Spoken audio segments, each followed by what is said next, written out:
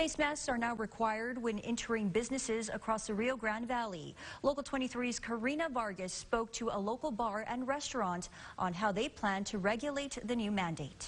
I think people were starting to get a bit more lenient with the rules. Akshay Daswani, co-owner of London Grill and Tavern, is on board with the new mask requirement, especially with the rise in positive cases. With the second wave that everyone's talking about happening, I think it is good that they're mandating it. That way people will have it in the back of their mind that you have to be precautious.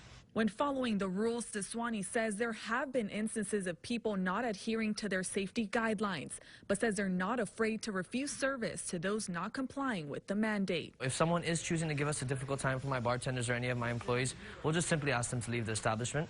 And if anything arises past that, we'll involve local PD. Customers are required to have their mask on when entering the building and can take them off once they are seated. Daswani says there will be security to enforce the policy. So on the weekends, we do have security at the front door, and it will be their job. They're required, they're contracted from outsource, and they're required to ensure that everyone has that. We have another security guard inside enforcing the rules. TABC issued a warning to bars and restaurants about following the governor's orders, and those caught violating them can have their liquor license suspended.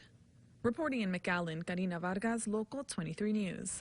According to TABC, Elevate Nightclub in McAllen is one of 3 bars statewide to temporarily have their permit suspended for violation of the safety guidelines.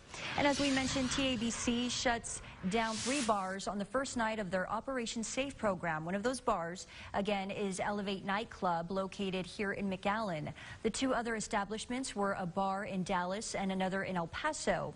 Businesses that have a TABC license risk losing their license for 1 month for a first-time infraction and 2 months after the second infraction.